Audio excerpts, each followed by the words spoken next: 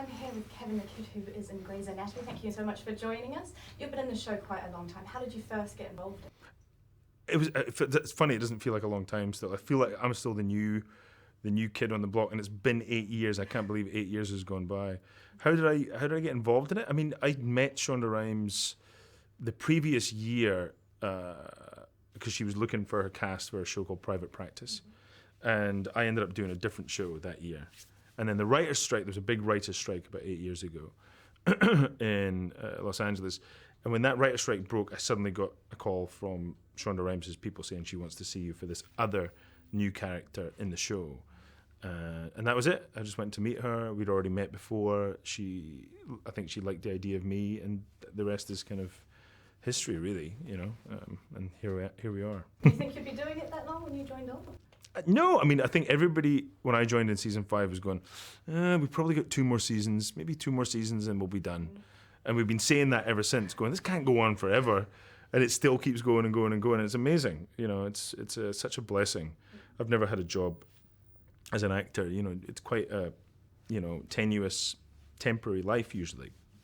So I feel very blessed to have this kind of run on a job. It's amazing for me. And why do you think people connect with the show so much that it has such a long life? I think there's universal themes in the show. You know, it's all about love. It's about loss. It's about struggling through challenging moments in your life and trying to come out of the other side a better person, healthier, healed or whatever. I think it's a brilliant mix of comedy and drama and pathos and tear-jerking moments and, really funny moments. So I think it's a very satisfying cocktail of elements that people just really respond to, And the writing, it all comes down to the writing, the quality of the writing. And I don't think the level of our writing has never slipped. And that's a testament to Shonda and all the writers who are so passionate about it, And you've also directed episodes as well. How did you start doing that? I just asked. I'd always been interested in directing. I've worked with a lot of great directors, been lucky enough over the years, and I asked Shonda if I could, learn and shadow and go we shadowed people like other directors, so I started doing that.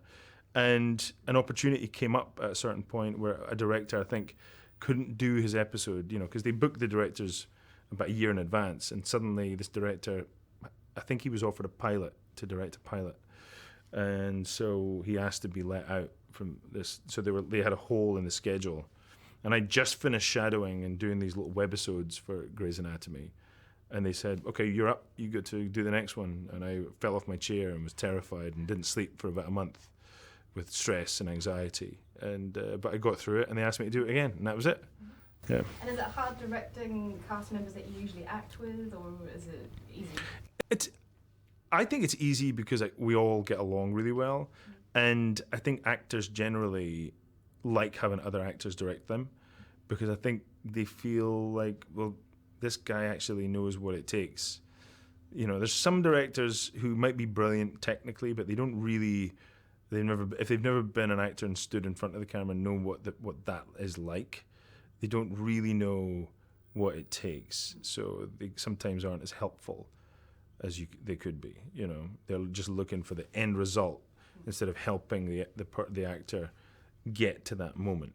Giving them suggestions or tools or cues or ideas to get them emotionally to the right place. So I think that's why I don't get a hard time from them, because I think they know that I'm on the same team as them, essentially. And do you prefer acting or directing?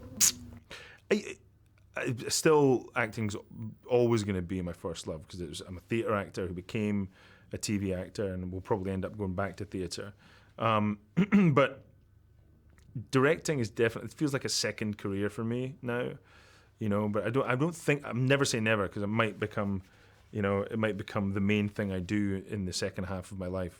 It's sad to think about the second half of my life.